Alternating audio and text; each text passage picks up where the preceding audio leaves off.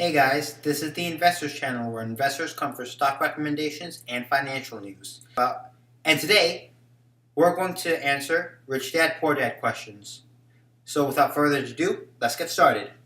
How common is the approach to money taken by Robert's Poor Dad? As you remember, the approach of Robert's Poor Dad was to just work hard, earn money, spend it, not to invest, and also thought that rich people were crooked as well, which is the way many poor people think, but it's not right. So I think this approach of Robert's Poor Dad is more common than it should be. A lot of people, almost everybody I know, they just work, pay taxes, spend money, and some college students, gets way offhand. It's like actually a bit worse. They borrow money to buy things they don't need, like Gucci belts. Okay, question 2. Robert's rich dad says true learning takes energy, passion, and a burning desire. What are examples of when this has proven true in your life? What's one lesson you never forgot and why? So, I've always wanted to learn investing, and I've started when I was 14 years old. And believe me, this skill is not taught in schools, like high schools. Maybe if you take a finance course in college, then it's taught. But other than that, college will not teach you these skills. Nevertheless, I still wanted to learn them because I grew a passion in investing, which I share with you guys right now. So in light of that, I've watched a few videos on how to find good stocks. I've read a few articles. But two things that stuck with me is that you can do almost anything if you put your mind to it, and to never give up, as Winston Churchill says. And as I've learned in this book called Grit, Angela Duckworth, The Power of Passion and Perseverance. Anyways, guys, if you want the Grit book, I'll post it down below in the description. Also, if you don't have a copy of Rich Dad Poor Dad, I'll also post a link in the description. So, moving on to question number 3. Would the pay rate of 10 cents an hour and then nothing an hour have stirred in you the same reaction as Robert? To be honest, I'm not sure. And it might not have. It may have felt like at one point I was earning something and now I'm working for free, which is fair that most people think that way. However, I do try to look for opportunities wherever I can. Like, when I invest in stocks, a lot of the stocks that I invested in, almost all of them, made some money. Almost all the stocks that I recommend on this channel, made some money on. So that was one opportunity. And then this YouTube channel is an opportunity while people, they just do whatever is required of them and not pursue a passion and relax. I'm doing everything that I have to do. And I make videos here because I like connecting with you guys and sharing my stock recommendations and just talking about what's happening in the market overall. Is it fear that drives most people to work? Are there other factors that... I cannot speak for everybody, but I can share my perspective with you. Alright, so fear does drive most people to do stuff. Some of the fear, it's imaginary. For example, some people may have imaginary fear of some of our stocks when it went down and then sold out. That imaginary fear drove people to sell our shares. But other factors can play in as well. Maybe not for everybody, but certainly for some people. For me at least, motivation is another factor.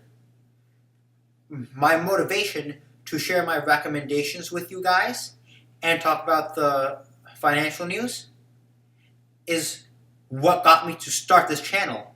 My motivation to make money as a kid is what got me started in investing. But with both of those motivations together, I'm investing and I'm recommending stocks to you guys. Is the temptation strong to think that more money will soothe the fear? Why is that such a common reaction?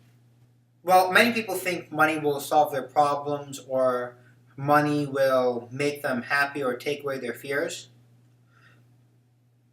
But having money doesn't guarantee that those things will happen. For example, many people will think that more money will make them happy, but I know a lot of rich people who are not happy.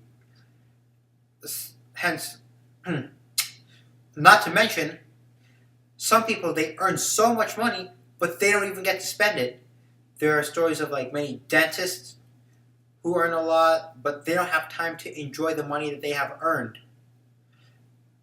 Also, Kate Spade, she's another good example of money not buying happiness, because she started a fashion company called Kate Spade and sold it, made a huge profit, and then started a new fashion company which isn't as popular as Kate Spade. But had Kate Spade kept her first fashion company, she would have been much richer. Anyways, she was not happy and decided to take her life out on it. But she had a huge apartment in Manhattan. Sure, but it's the greed. That feeling of never having enough. You can have almost all the money in the world and still feel like you don't have enough. I've had a friend who told me this story. A friend of a friend that I went to high school with got bullied. As soon as the people who were mean to him saw how rich he was, he had a Lexington Avenue apartment. They started being nice to him, either because he might invite them to his apartment someday, or because he might have a connection which could help him get a job or something like that. Also, even if it solves that problem is replaced. Now, how do you know who are your true friends and who are just there for your money? Like, some people may be able to figure it out if they're smart enough to, or if somebody points it out to them. But there are a lot of people who would never figure it out. Oh, yes, and fear. Maybe if you had a bunch of money, like a couple $1 million, you can retire and then think nothing's going to happen. But you still have to protect your money. I mean, you don't want people to take advantage of you. There's a lot of people looking to sue the rich for any reason, so you also have to hire a good lawyer who will protect you in court. What's an example from your life when you reacted with your emotions? What's a time when you were able to observe those emotions and choose your thoughts? When I was a kid, I used to use my emotions to react, like when I was angry, instead of like calming down and thinking things through and then talking nicely. Now, there's this time like when I was going to camp, and whenever I was angry, I would like curse, and then there were kids who picked up on it, and they kind of goaded me like to make more of those impulsive decisions which weren't good for me. And until one point, like, what changed was like when I talked to one of the counselors who would handle the reports and say, "This kid's trying to get me in trouble." And the counselor was like, "Yes, he's trying to goad you into trouble." And then eventually, like, it took a bit of time and practice. There was like times like when I wanted to curse, and I thought like, wait, if I curse, then this guy's gonna report me again, so I better not curse. And then the kid who's like, "Well, you've cursed so many times already. It doesn't matter if you curse again now." And I said like, "Well, yeah, but I don't want you to report me." So I picked up the pattern. I saw what was going on, and I changed the way I act accordingly, which yielded good results for me. Are the rich or the poor more susceptible to those controlling emotions of fear and greed? Why do you think that is? In my opinion, it could go on both ends. Here you have the rich who could be greedy, who may even cheat for money, like the former CEO of Wells Fargo, John Stumpf, that $100 million trick that he pulled on everybody, where he made his employees create 8 Wells Fargo accounts without the consumer's permission, and the stock price was going up because of it, then he sold the shares for a huge profit. Now, as a CEO, you should never be cheating your customers, but greed got this guy. On the other hand, you have some poor people who try to take advantage of their friends, cheat, steal, and etc. They're working to get out of their position, but not in a fair manner.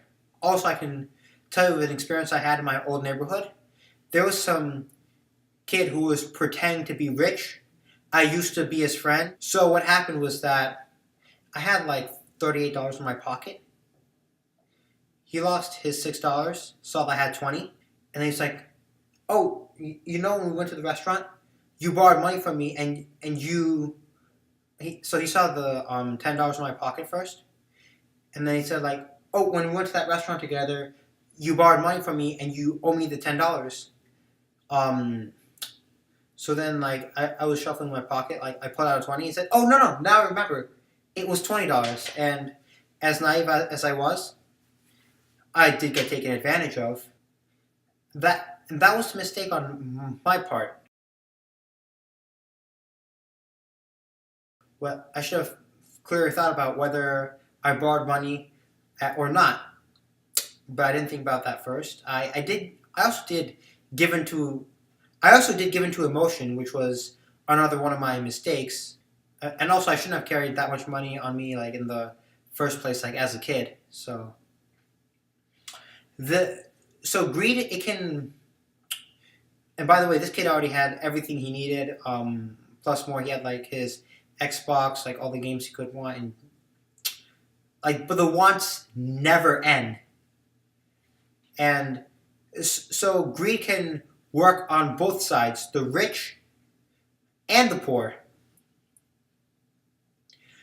Do you think most people realize they are stuck in the rat race? Why or why not? Not at all. I don't think the majority of people realize that they're stuck in a rat race, working a 9 to 5. That's their only source of income, depending on it. And if for some reason they lose their job, they're in a lot of trouble. And people go to college and get a job thinking that's a safe path, but there is no safe path. There is no certainty. And in life, you will eventually have to take risks.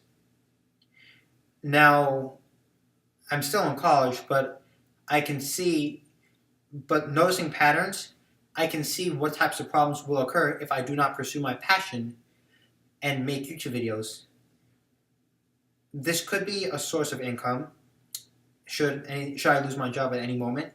Also, my stocks could be another source of income, but it's not enough to live off of. It's just side cash which is nice to have and which will build up over time. And also, if you guys listen to my recommendations, you will also be making that side income. So anyways, guys, don't be one of those people who's stuck in the rat race and doesn't realize it. If you don't already have Rich Dad Poor Dad, I'll put a link to it down below in the description. Also, if you want to check out Grit, I'll put that link in the description below as well. So if you like this video, please don't forget to smash that like button, subscribe with bell notifications so you never miss out on another video, comment letting me know if you have any questions or concerns, and share. Once again, this is the Investor Channel, where investors come for stock recommendations and financial news.